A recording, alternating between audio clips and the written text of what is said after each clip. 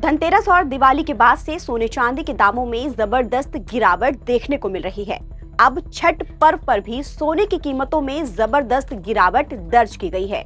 जिस तरह से सोने के दाम नीचे आ रहे हैं उससे हर कोई हैरान है। ऐसे में जो लोग सोना खरीदने की प्लानिंग कर रहे हैं वो इस कश्मकश में हैं कि अभी सोना खरीदने का सही वक्त है या फिर अभी कुछ और दिन इंतजार करें। लेकिन उससे पहले ये जान लेते हैं कि 24 कैरेट, 22 कैरेट से लेकर 18 कैरेट तक आज सोने का मार्केट प्राइस क्या है और कीमती धातु सोना चांदी के दामों में कितनी गिरावट आई है।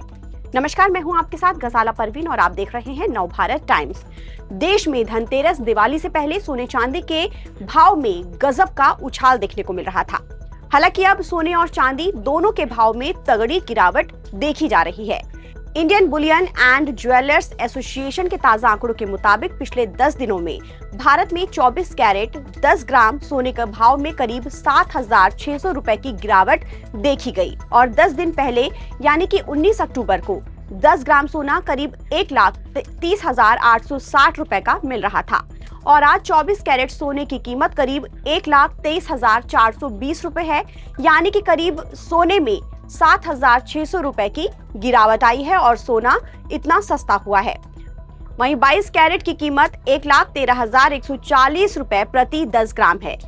मुंबई, चेन्नई और कोलकाता में 22 कैरेट सोने की कीमत 1,12,990 रुपए प्रति 10 ग्राम है, जबकि 24 कैरेट सोने की कीमत 1,23,270 रुपए प्रति 10 ग्राम है।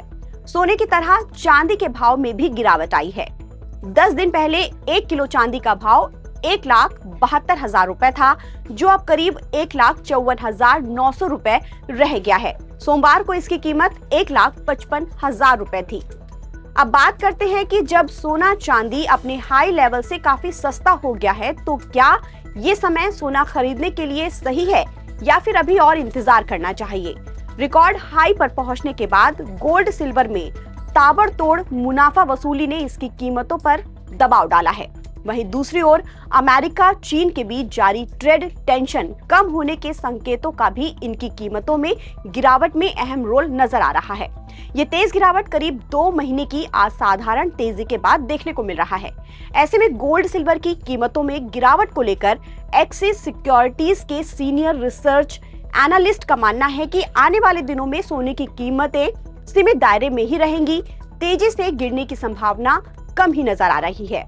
उन्होंने निवेशकों और खरीदारों को सलाह देते हुए कहा है कि भारतीय निवेशकों के लिए ये जल्दबाजी करने के बजाय देखने और इंतजार करने का वक्त है। लेकिन अगर सोना और चांदी आप खरीदते हैं तो ये कोई घाटे का सौदा नहीं है, क्योंकि आने वाले वक्त में सोना और चांदी दोनों के ही रेट बढ़ते ही हैं। ताजा अपडेट के लिए आप बने रहिए नवभारत टाइम्स के साथ।